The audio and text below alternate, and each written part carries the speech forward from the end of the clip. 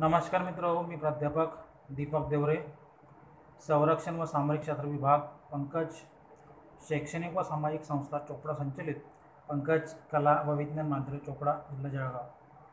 विद्यार्थी मित्रों, कवयित्री बहिणाबाई चौधरी उत्तर महाराष्ट्र विद्यापीठ जळगाव अंतर्गत विविध महाविद्यालयांमध्ये शिकवला जाणारा संरक्षण शास्त्र या विषयातील SYBA या वर्गातील पेपर क्रमांक 2 म्हणजेच defence mechanism and organisation of India या पेपरमधील चॅप्टर क्रमांक 1 या चॅप्टर क्रमांक 1 मधील मुद्दा क्रमांक 1 संरक्षणाच्या व्यवस्थापनाचे तत्व या संदर्भात मी तुमच्याशी आज बोलणार आहे। मित्रों, संरक्षण व्यवस्थापनाच्या संदर्भात जर विचार आपण केला तर संरक्षण आणि सुरक्षा यंत्रणेच्या विकासाबरोबरच संरक्षणात व्यवस्थापनाचं फार महत्त्व त्या ठिकाणी आपल्याला वाढताना दिसतं। कारण आजचं युग हे प्रामुख्याने विशेषीकरणाचे युग आहे, ज्याला आपण globalisation age of LPG liberalisation, globalisation and privatisation असं त्या ठिकाणी म्हणतो। तर या आजच्या युगामध्ये प्रामुख्याने आपल्या संपूर्ण संरक्षण दलांचं व्यवस्थापन करण्यासाठी या संरक्षण दलाच्या व्यवस्थापनामध्ये काही तत्त्व त्या ठिकाणी निश्चित करून दिलेली आहेत। प्रामुख्याने 5 तत्व आहेत। त्यामध्ये पहिलं दूरदृष्टी, दुसरं काटकसर, तिसरं साधेपणा, चौथं लवचिकपणा आणि 5वं त्या ठिकाणी सहकार्य। अशा प्रकारची 5 तत्व ही संरक्षण व्यवस्थापनाने सैनिकांना निश्चित करून दिलेली आहेत। त्याची थोडक्यात माहिती मी या ठिकाणी तुम्हाला सांगतो। पहिलं तत्व आहे दूरदृष्टी। मित्रों, आपण जर पाहिलं तर जसं यशस्वी जीवनासाठी आणि आपलं संपूर्ण यश त्या ठिकाणी मिळवण्यासाठी आपल्याला दूरदृष्टीची आवश्यकता असते, त्याच पद्धतीने संरक्षण दलामध्ये सुद्धा दूरदृष्टीची फार नितांत आवश्यकता असते। कारण लष्करामध्ये युद्धाच्या रणांगणावर आपल्या सोयीनुसार सर्व काही होईल असं होत नाही।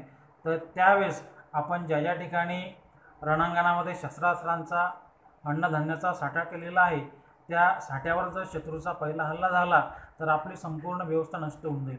त्यासाठी आपल्याला दूरदृष्टीने विचार करून शस्त्रास्त्रांचे, साहित्याचे पर्यायी साठे रणांगणात उपलब्ध करून ठेवणे त्या ठिकाणी महत्त्वाचं आहे। म्हणून दूरदृष्टी हे पहिलं या संरक्षण व्यवस्थापनाचं तत्व आहे। दुसरं मित्रों, लवचिकता।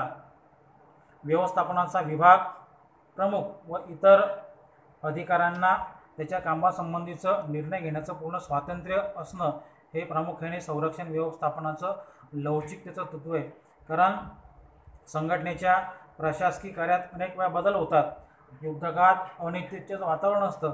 अशा अनिश्चिततेच्या वातावरणामध्ये सैनिकांना त्याच्या कामाच्या संदर्भात जर लवचिकता व्यवस्थापनाने दिली तर सैनिक चांगल्या प्रकारे काम करू शकतात। हे दुसरं तत्व मित्रों, लवचिकता। तिसरं काटकसर। संरक्षण व्यवस्थापनामध्ये काटकसर अत्यंत आवश्यक असते। मग त्यामुळे संघटनेचं कार्य कार्यक्षमतेने त्या ठिकाणी होतं। मग काटकसरीमध्ये प्रामुख्याने मग ती साधनसंपत्तीची असेल, पैशांची असेल किंवा प्रामुख्याने अनेक प्रकारच्या सैनिक शक्तीची असेल, ती प्रत्येक ठिकाणी आपल्या सैनिकांनी काटकसर करणं त्या ठिकाणी महत्त्वाचं आहे। आणि म्हणून संरक्षण व्यवस्थापनाचं तत्व हे काटकसर अतिशय महत्त्वाचं आहे। मित्र, चौथं तत्व साधेपणा। आपल्या संरक्षण संघटनेतील सैनिकांनी परकीय सैनिकांचा भपकेबाजपणा न अवलंबता अगदी साध्या पद्धतीने जर रणांगणामध्ये कार्यवाही केली तर ती चांगल्या प्रकारे आपण त्या ठिकाणी इफेक्टिव्ह करू शकतो। हे चौथं तत्व आहे साधेपणा। मित्रों, शेवटचं आणि महत्त्वाचं 5वं तत्व म्हणजे सहकार्य। व्यवस्थापनाच्या कार्यामध्ये सहकार्याची खूप आवश्यकता असते। मग सहकार्य हे सैनिकांनी अधिकाऱ्यांना केलं पाहिजे, अधिकाऱ्यांनी सैनिकांना केलं पाहिजे, सामान्य जनतेने सहकार्य सैनिकांना केलं पाहिजे आणि सैनिकांनी सामान्य जनतेला जर सहकार्य केलं तर चांगल्या प्रकारे आपण रणांगणामध्ये युद्ध त्या ठिकाणी करू शकतो। आणि निश्चितच या आपल्या संपूर्ण सैनिकांच्या माध्यमातून आपण चांगल्या प्रकारचं एक संरक्षणाचं काम राष्ट्राच्या संदर्भात सैनिक त्या माध्यमातून करू शकतात। एवढं बोलून थांबतो। धन्यवाद।